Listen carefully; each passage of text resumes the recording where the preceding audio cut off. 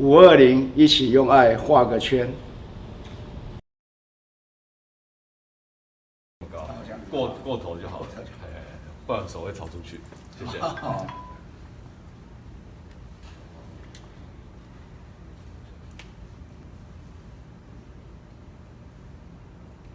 520，一起用爱画个圈。那也因为台湾的进步，我们愿意跟世人分享，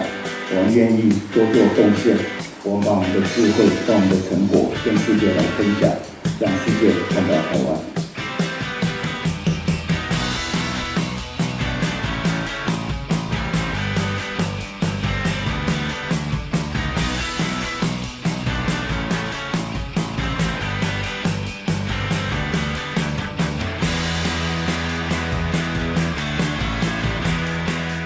今天我们也高兴了哈，我们今天都说8乐哈，今天有8个0哈，我们也第33天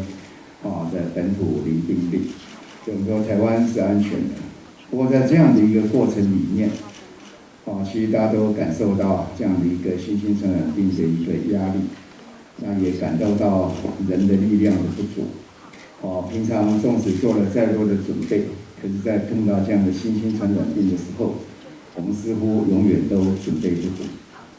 但是呢，这样的一个病也可以带来我们重新的思考。我们今天有这样的一个创新，那我们加上我们台湾的一个弹性，那有智慧，然后品质，这样串联起来，让社会很多的方面都不断的在进步，把原来基本潜藏在里面的力量也都激发出来。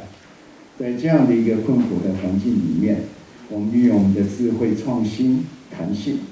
然后加上我们刚才讲设计这样的一个基本，让整个的品质都往上升。人就是这么的可爱，在没有困难的时候，似乎大家过得很愉快。可是遇到困难的时候，我们人的力量就彰显出来，让人就更进步。那尤其在这一次里面，我们跟美国 AIT 有很多的一个合作的机会，双方平常可能有一些地方都没有想到，有这么多的机会可以一起来做。那现在在这样的疫情里面，我们就发现朋友是这么的重要，大家有缺有得有失，但是怎么样互相来补足，让我们更进步更好。那这是让我们在这么辛苦的一个防疫的期间，大家也得到非常宝贵的经验，也交到很多宝贵的朋友。